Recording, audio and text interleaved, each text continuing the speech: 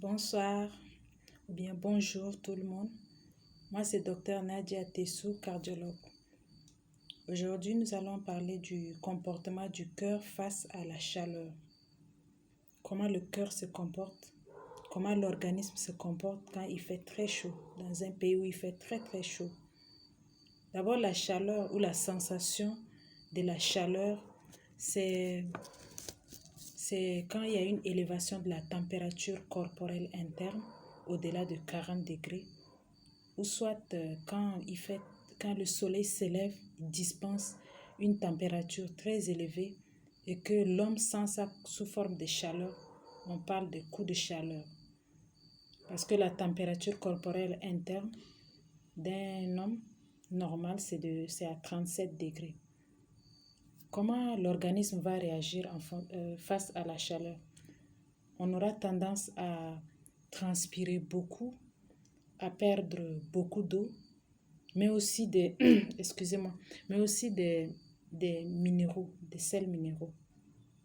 Et cela va donner des crampes au niveau musculaire, des vertiges, des céphalées, des maux de tête, mais aussi des troubles au niveau des yeux, une pâleur, la peau va devenir très pâle,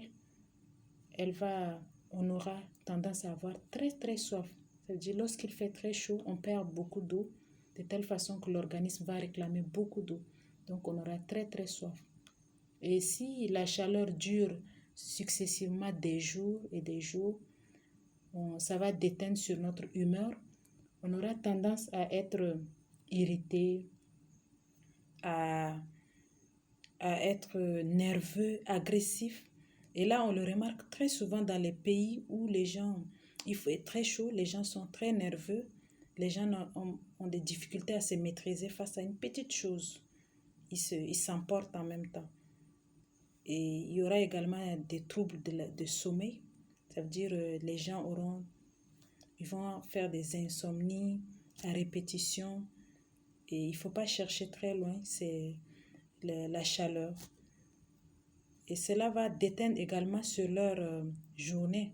Ils seront très fatigués parce qu'ils n'ont pas bien dormi. Ils auront tendance à être très fatigués dans la journée. Et la fatigue aussi est incombée au fait que lorsqu'il fait très chaud, l'organisme aura tendance à beaucoup fournir d'énergie pour compenser l'énergie, pour compenser cette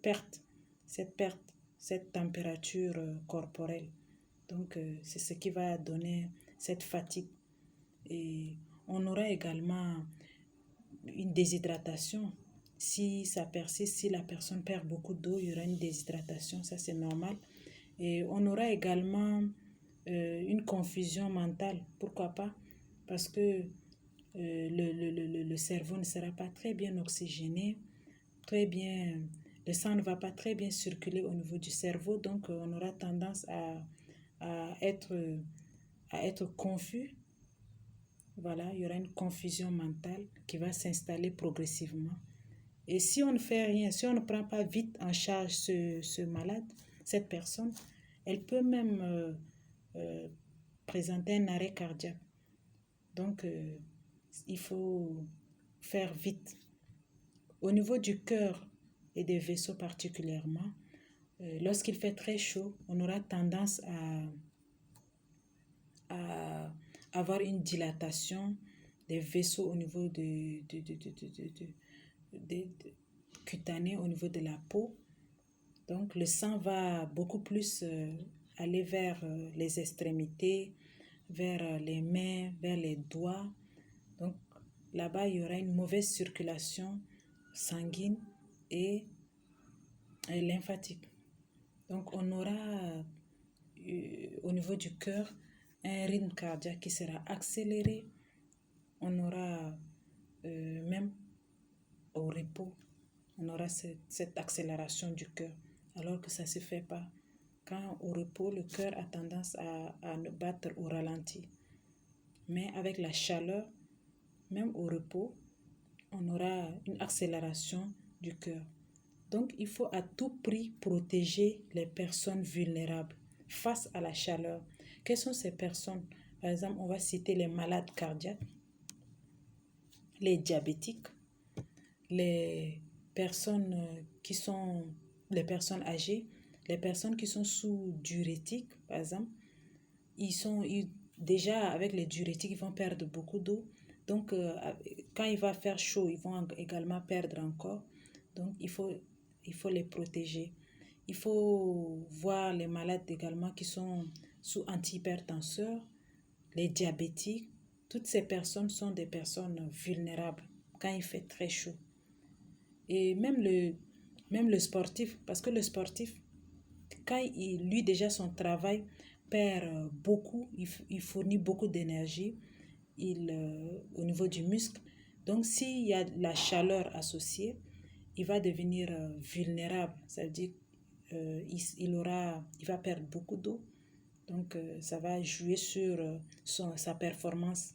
Donc ce qui fait qu'il il faut prendre des précautions, assez de précautions face à la chaleur, surtout chez les sportifs qui vivent dans les pays où il fait très chaud.